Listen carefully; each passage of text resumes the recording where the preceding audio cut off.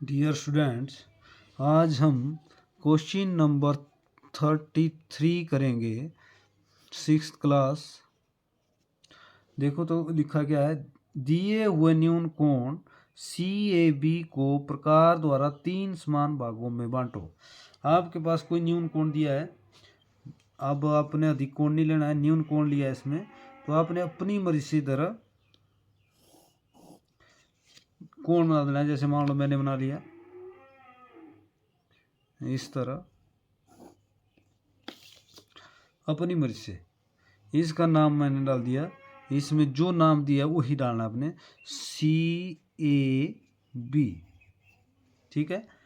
अब आपका काम शुरू हुआ। तो इसको 3 समान भागों में बोला, तो कैसे करना है। तो देखो तरीका इसका अलग है।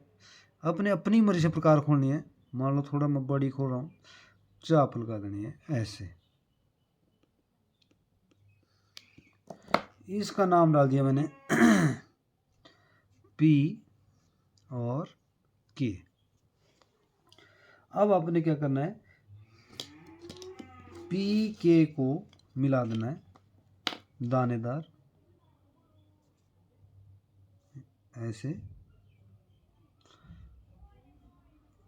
ये आपका सबसे पहले कार्य रहेगा। अब आपने अपनी मर्जी से P बिंदु पर नीचे की तरफ न्यून कोण बना देना है, अपनी मर्जी से बना देना है। छोटा दानेदार होगा सारा काम। अब आपने 3 समान भाग बोला है करने को, तो आपने 3 समान भाग नीचे की तरफ कर देने हैं P से नीचे। मान लो मैंने कर दिया पहला भाग 1 2 3। तो आपने क्या करना है, पहले P को 0 नंबर दे देना है, फिर 1, फिर 2, फिर 3। देख लो अब भाग गिनो बीच में, पहला भाग, दूसरा भाग, तीसरा भाग। अगर आप 1 नंबर इधर से देंगे तो आपके भाग नहीं होंगे। तो आपने इधर 0 देना है, इधर 1 2 3। अब 3 नंबर को मिला दो आप K के साथ इस तरह ऐसे। K के साथ मिला दिया। अब आपने 3 नंबर और के समानांतर आपने आगे लाइनें लेते जाना है, 2 से भी 1 से भी ऐसे आगे समानांतर। आप स्केल को ऐसे करते जाओ, आगे लेते जाओ, ऐसे करते हो आगे। परंतु मुझे लग रहा है अभी आप नहीं कर पाएंगे, तो आपने सेट स्क्वायर द्वारा लेना है इसको। सेट स्क्वायर द्वारा आपने लाइन लेनी है और इस तरह आपको बिल्कुल सही रहेगा। जैसे इस तरफ ही रख लिया, मान लो मैंने इस तरफ ऐसे, जिसके समानांतर आपने लेने हैं उसके सीध में सेट स्क्वायर रख दिया और उसके पीछे आपने सेट अपना स्क्वायर रख देना है। जैसे इसके पीछे मैंने स्क्वायर रख दिया। अब आपने स्केल को दबाव देना है।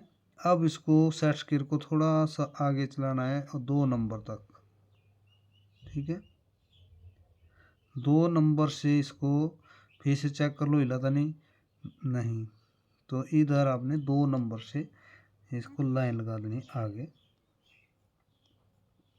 फिर आगे आपका फिर से चेक करो, पीछे थोड़ा सा हिल गया इस तरह। फिर ये हो गया, फिर 1 नंबर से इस तरह। पीछे वाला स्केल नहीं लेना चाहिए आपका, इस तरह देखो। ये आपने समानांतर लाइन लेनी है इसी तरह। अब आपने जहाँ भी आपका मान लो ये 3 नंबर टच हो गया, इधर 2 हो गया, इसका नाम सीधी लाइन जो मिली है उसके साथ मिलाना है। तो इसका नाम मान लो H दे दिया मैंने, जो दूसरा आपका हो गया उसका मैंने R दे दिया। अब R को A के साथ और H को A के साथ मिलाना है आपने। तो देखो कैसे मिलाना है, जहाँ सीधी लाइन थी उसके साथ मिलाना है ऐसे, A के साथ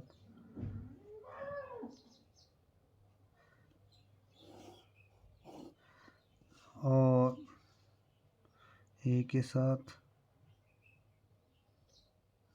R को A के साथ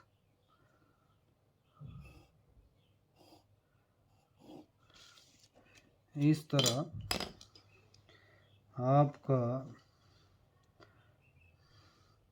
अब आपने भाग चेक करने बराबर भी हुए कि नहीं हुए। पहला भाग, दूसरा भाग, तीसरा भाग। देखो अब जांच भी करना पड़ती है इसकी। तो ये पहला भाग, दूसरा भाग, तीसरा भाग, ये जो तीनों बराबर रहेंगे इसका आप मान लो नाम डाल दो। सी हो गया, डी हो गया, पहले आपने ए वाला लिया तो इसको डी डाल दिया, इसको ई डाल दिया। आपने किसी को भी मिलाया होगा, चाहे आर को मिलाया पहले चाहे एच को, तो आपने इस तरफ से डी ई डाल देना है। इस तरह आपने क्वेश्चन करना है। बिल्कुल आसान क्वेश्चन है, परंतु आपने पहले ए बी रेखा लेनी है। ए बी रेखा पर आपने चाप लेनी है अपनी मर्जी से। पहले उसका के और पी नाम डाल दिया, के और पी को सीधा मिलाना है, और सीधा मिलाने के बाद आपने इसको पीछे की तरफ न्यून कोण बना देना है इधर पी बिंदु पर, और उसको 3 भागों में बांटना है, 1 2 3। 3 नंबर को सीधा के साथ मिला देना है, और इसी के समांतर 3 और के वाली जो लाइन है इसी के समांतर आपने आगे लेते जाना है इसको, और बराबर। और आप ऐसे भी कर सकते हो, और आगे सीधी लाइन जहाँ कटती है उसका नाम आपने एच डाल दिया। फिर से आगे ले जाओ उसी तरह समानांतर, जहाँ सीधी लाइन आपकी टच होती है उसको आपने आर नाम दे दिया। अब ए के साथ दोनों को मिला दो, और जांच करना ना भूलें, तीनों भाग बराबर होने चाहिए। इस तरह आपने क्वेश्चन करना है। Thank you.